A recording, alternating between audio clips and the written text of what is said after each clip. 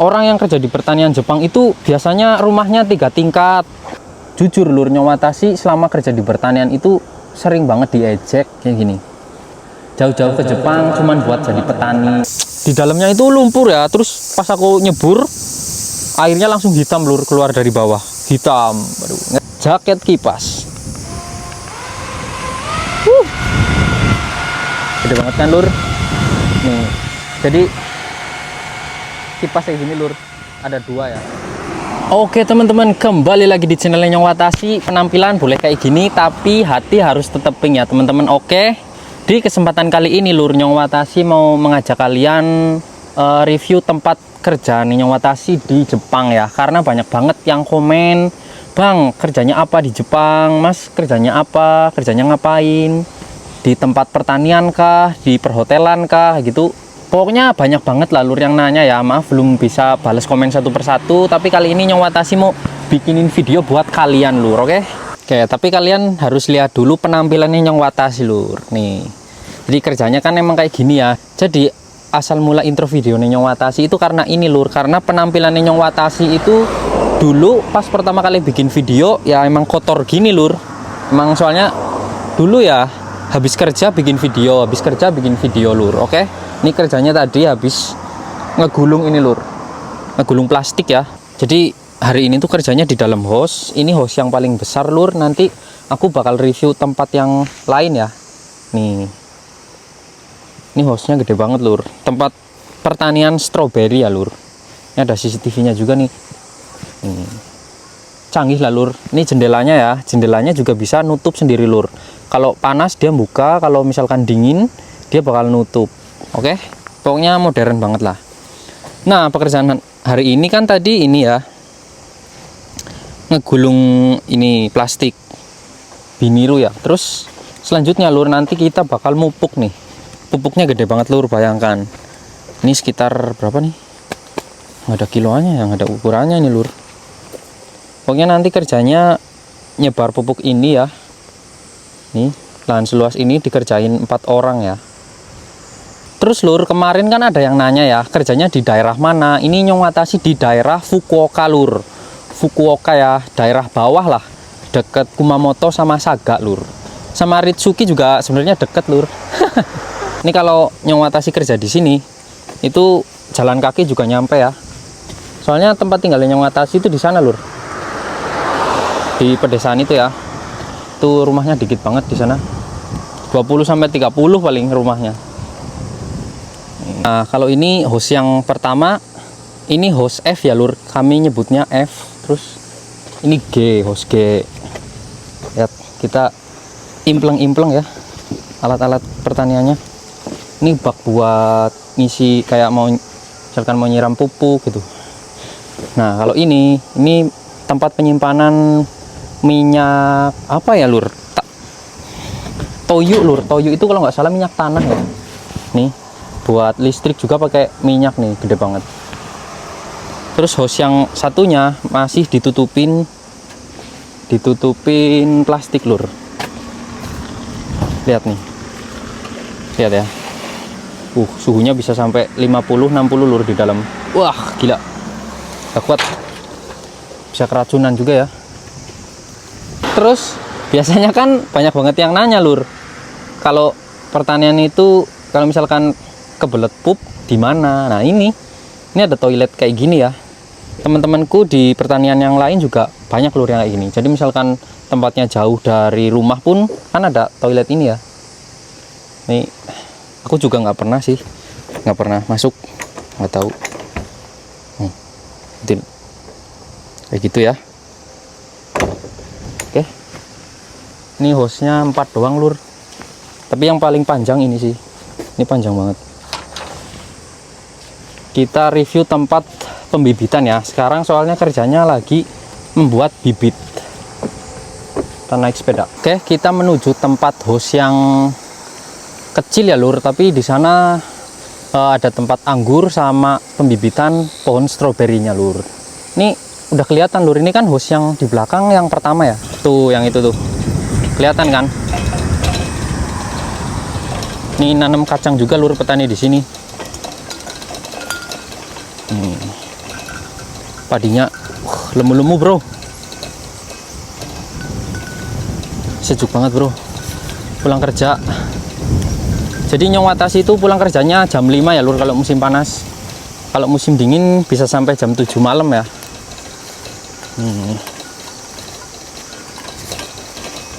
Ini di pagar-pagar lur, tapi di sini pagar besinya nggak hilang ya. Deket banget kan lur sebenarnya kalau misalkan dari rumah ke tempat kerja jalan kaki juga nggak mungkin terlambat lah lur. Kalau terlambat itu kebangetan sih, parah. Tapi Nyong Watasi dibiasain kayak gini sih, jadi 15 menit sebelum masuk jam kerja sudah di tempat atau sudah kerja terlebih dahulu daripada bos lur. Jadi biar supaya apa ya, nggak terlihat males juga lur, kita berempat ya. Oke, kita udah sampai ke hos yang kecil ya. Ini justru yang paling panas di sini lur, daripada hos yang gede. Hos yang kecil ini, aduh, tuh uapnya aja nih, gila panas banget. Jadi tujuan tanahnya di dalam dilapisin plastik itu supaya tanahnya lebih subur ya lur.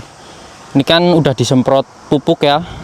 Kalau dulu pupuknya pakai pupuk yang ditabur sebelum ditutupin ya, tapi kalau sekarang pupuknya pakai yang cair. Oke, kita lanjut. Jadi total nih, kalau kalian lihat di sana kan itu pohon stroberi ya lur. Kita itu bikinnya sekitar 50.000 pohon stroberi ya.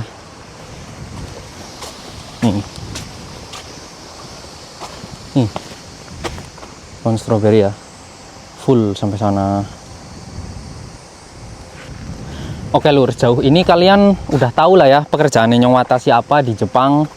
Jadi kemarin-kemarin bikinin bibit stroberi ya. Terus kalau sekarang lagi fokus bikin tempat penyimpanan bibit stroberinya nanti. Jadi ini bakal disimpan di tempat kayak apa ya, hos tapi ada AC-nya lur, supaya pertumbuhan bunganya itu bisa lebih cepat. Nanti kita bakal spill ya. Oh iya, mungkin kalian mengira ya kerja di pertanian Jepang itu bayarannya 50 juta. Karena banyak banget nih, ada yang komen gini, orang yang kerja di pertanian Jepang itu biasanya rumahnya 3 tingkat, terus gajinya pasti 50 juta ya bang. Itu kalau aku sih sekedar apa ya, amin doang lah lur, mengamini lah ya. Karena sebenarnya beda-beda ya. Kalau di tempat Nyong Watasi nggak segitu lur, nggak segitu ya, bahkan jauh lebih kecil ya. Tergantung lembur sih, lembur juga nggak nih ya, nggak nyampe sampai 30, 40, 50 itu. Waduh, kalau ngomongin soal gaji ya lur, itu kalau ada yang ngira sampai 50-an, aku cuman mengamini aja lur, karena ya kalian tahu lah yang sebenarnya gimana. Mungkin teman-teman yang kerja di pertanian Jepang bisa komen ya berapa gaji kalian. Oke? Kita bahas bibit stroberi ya lur. Jadi cara kita menanam bibit stroberinya itu dengan ini lur, yang jalar-jalar ini ya, ini namanya rana ya kalau bahasa Jepang. Jadi ini kalau misalkan udah gede disambungin ke pot gitu. Ini pohon yang gedenya lur, cuman udah diaritin ya. Ini sebenarnya tanah nih di dalamnya. Jadi pohon gede keluar menjalar ini lana yang kayak gini, terus ditancepin ke sini pakai kawat gitu lur. Jadi sampai banyak. Ini kalau misalkan udah gede juga ada lagi ditancepin lagi gitu lur, nggak pakai biji ya nanamnya. Tuh, ini 50.000 bibit stroberi bro, kurang lebih. Kalian bayangkan lur, harga satu ini bisa nyampe 25.000 rupiah ya, bisa sekitar 250 yen ya, atau sekitar ya 25.000 rupiah lah. Terus dikali 50.000, wow, bosnya banduara bro. Kalian bisa tahu sendirilah petani di Jepang sekaya apa lur, bener-bener mereka ya, walaupun petani, bosku itu ya di sini kaya raya lur, asli ini mah. Ini kita sudah selesai mereview tempat pembibitannya, kita lanjut ke tempat buah anggur ya lur. Jadi hos yang 2 ini, 1, 2 itu tempat anggur lur, tempat penanaman buah anggur. Sekarang lagi musim buah ya. banyak banget. Kita masuk ya. Oke, kita masuk lur. Wah, ini buah anggurnya gede-gede banget bro. Kelihatan nggak ya? Asli. Nih kalau di dalam hos anggur itu nggak panas lur, tapi kalau di hos stroberi, wah beda lagi di sana ya. Ya kayak gini lah lur, pekerja petani ya. Nyewatasi aja sampai gudang lur, harus pakai sunscreen. Nih, ini ada banyak banget ya. Tuh, kalau kalian lihat buah anggurnya dari ujung sampai ujung. Nih kalau kita cari tahu lur, harga anggur di Jepang bener-bener mahal ya. Ya segala jenis hasil pertanian itu di Jepang bener-bener mahal ya, karena memang mereka itu, orang Jepang itu nyarinya buah yang segar, sayur yang masih segar banget ya. Jadi kalau misalkan ada sayur yang layu itu bakal didiskon lur. Terus jarang banget ada orang yang mau sayur yang udah layu ya, kecuali orang asing mungkin kayak Nyowatashi, milihnya yang harganya murah kan. Jujur lur, Nyowatashi selama kerja di pertanian itu sering banget diejek kayak gini. Jauh-jauh ke Jepang cuman buat jadi petani kayak gitu lur. Itu menurutku apa ya, pas pertama mungkin agak terganggu ya, tapi lama kelamaan ini orang-orang apaan sih, orang lagi apa ya, ibaratnya lagi ngebantu keluarga, mau nyari rezeki yang halal gitu kan. Tapi ada aja orang yang mengejek. Gini-gini kan Nyowatashi juga ya menambah devisa negara gitu lur, membantu devisa negara, mengurangi pengangguran gitu nggak sih lur? Orang aku di sini ya tujuannya kerja, niat cari uang, tapi kenapa ya banyak banget orang yang kayak menghina gitu, menghina pekerjaan, menghina status sosial gitu lur. Nih lur, kita nyimpleng anggur saja lah ya, daripada membicarakan sesuatu yang wadaw. Nih lur, di Jepang ya harga satu anggur ini bisa nyampe 200.000 lur, asli ya. Kalau lagi musimnya itu bisa nyampe 2000 yen. Nggak tahu kenapa lur, di Jepang buah itu mahalnya ketika lagi musimnya ya. Itu bener-bener mahal lur, mulai dari anggur, buah kesemek tuh kalau lagi musimnya, wah gokil bro harganya ya lur. Ini Nyowatashi sudah di pinggir ya, lewat sini tadi lur. Tuh, ini anggur, ini hos stroberi. Kalian tahu nggak lur, kenapa petani Jepang itu kaya raya, terus hidupnya makmur? Walaupun petani, penghasilannya itu setara dengan orang-orang yang bekerja di instansi kayak gituan lur ya. Itu karena hasil panennya itu mereka nggak ditaruh ke tengkulak, nggak dijual ke oknum-oknum orang yang mau beli dengan murah gitu, enggak lur. Jadi di Jepang itu lur, mereka ada namanya JA ya lur. Itu kayak tempat senta itu center ya. Jadi mereka bakal ngumpulin buah-buah dari petani. Ini bukan tengkulak ya lur, soalnya ngebelinya itu dengan harga yang mahal banget lur. Layak lah kalau buat harga buah yang cantik banget ya, yang segar banget, itu ada namanya JA lur. Jadi kayak buat nyalurin buah-buahan dari petani ini disalurin ke kayak supermarket gitu lur. Jadi harganya tetap stabil ya, mahal. Terus hasil pertaniannya juga kadang dilelang lur. Lelangnya juga harganya tinggi banget ya.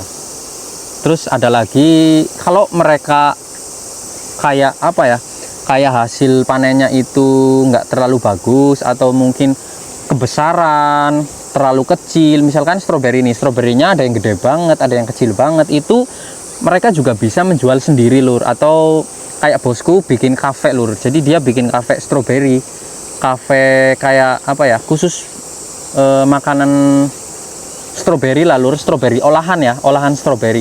Terus mereka kalau jual juga ya mahal banget lur, nggak ada harga murah ya.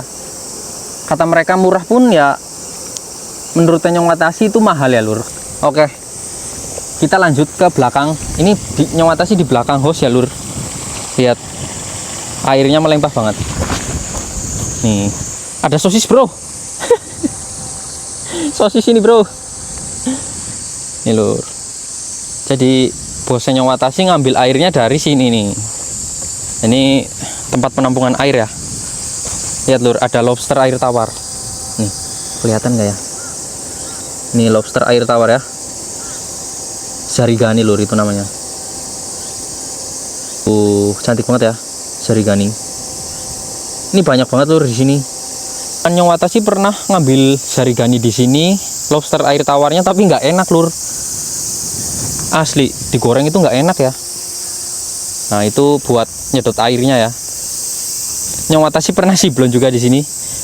Tapi pas siblon itu airnya yo di dalamnya itu lumpur ya. Terus pas aku nyebur, airnya langsung hitam lur, keluar dari bawah. Hitam. Aduh, ngeri bro. Langsung sekali doang itu kapok. Dalam banget soalnya. Nih di selokan-selokan ini juga biasanya banyak banget ya zarigani. Zarigani nih ada nih. Tuh lur, kelihatan nggak? Tuh lobster air tawar ya. Kalau kelihatan sih. Keongnya juga banyak banget lur. Ya kayak gini lah lur tempat kerjanya Nyong Watashi ya. Nyong Watashi sudah berdamai dengan apapun pekerjaan Nyong Watashi ketika di Jepang. Katanya pertanian. Dulu pas pertama kali kesini Nyong Watashi nggak tahu ya mau kerja pertanian apa. Jujur nih. Entah itu di sayur, entah itu di stroberi, di tomat, itu bener-bener nggak tahu lur. Tapi alhamdulillahnya dapat yang stroberi yang apa ya, yang pekerjaannya itu nggak berat-berat banget, nggak capek-capek banget lur. Alhamdulillah. Ya walaupun ya capek, tangannya Nyong aja bisa sampai melepuh lur kalau misalkan lagi nggarap hos ya. Tapi tetap semangat sih. Terus mungkin dari kalian ada yang penasaran karyawan di sini itu berapa ya? Jadi karyawan di sini itu 4, semuanya orang Indonesia ya. Temennya Nyong Watashi orang Indonesia semua lur. Jadi jarang banget ngomong pakai bahasa Jepang. Cuman sama bosnya. Bosnya pun orangnya pendiam banget ya. Dia diem, kerja itu bener-bener fokus. Misalkan dia lagi ini nih kerja di dalam ini pos anggur, jadi dia bener-bener fokus kerja, nggak nanya apa gitu. Aisatsu juga enggak sih. Aisatsu itu salam ya, itu juga jarang sih lur, kecuali kalau kitanya salam duluan.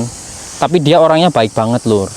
Oh ya lur, mau ngelurusin juga ya, kemarin kan Nyong Watashi sempat ngomong bosnya Nyong itu pelit ya. Itu saya koreksi ya lur, itu bukan pelit sih lur. Jadi bosnya Nyong itu kenapa nggak gampang ngasih gitu, kayak ngasih hasil stroberinya, hasil panen stroberi, anggur, itu karena lur orang Jepang itu apa ya, mereka takut kayak misalkan ngasih itu takutnya menghina lur. Jadi kalian pernah denger nggak sih kalau ada pelayan restoran yang dikasih dikasih tip itu mereka kayak nggak terima. Nah itu alasannya lur. Bosnya Nyong Watashi itu takut kayak mungkin merendahkan. Kalau misalkan ngasih sesuatu ke orang itu takut kayak dikira merendahkan orangnya ya lur. Ya kalian tahu lah ya budaya orang Jepang itu gimana lur. Ya intinya gitu lur. Bosnya Nyong Watashi nggak pelit lah menurut Nyong Watashi ya. Cuman lebih ke menghargai karyawannya dengan cara agar tidak merendahkan mereka lur.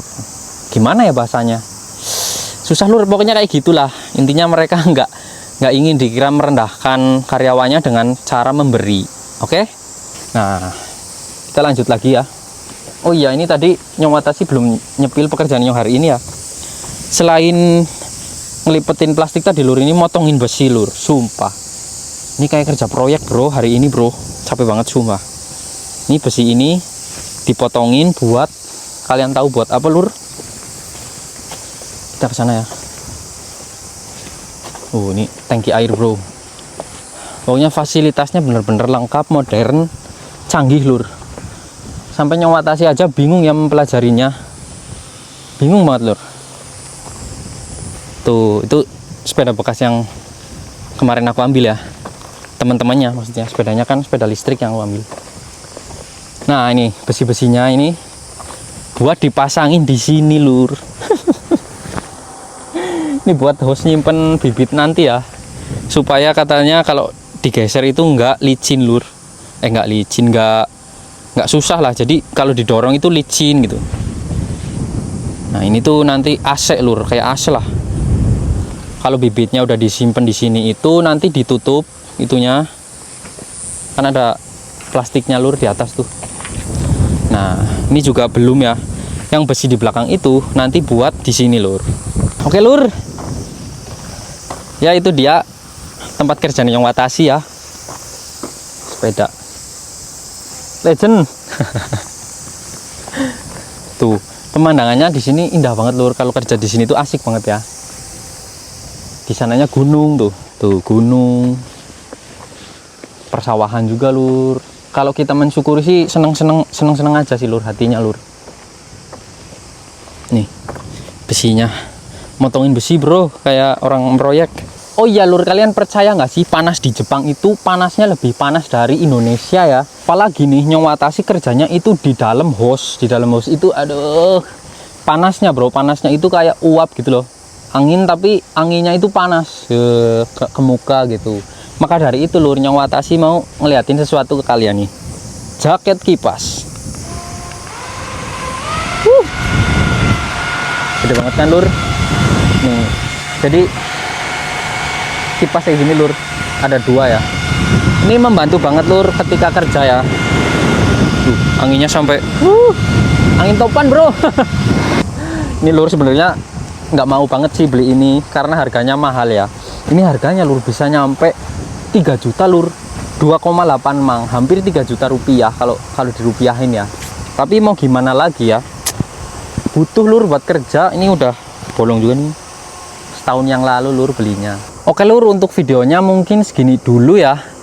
Saya rasa pertanyaan-pertanyaan yang seputar pekerjaan di Jepang udah terjawab.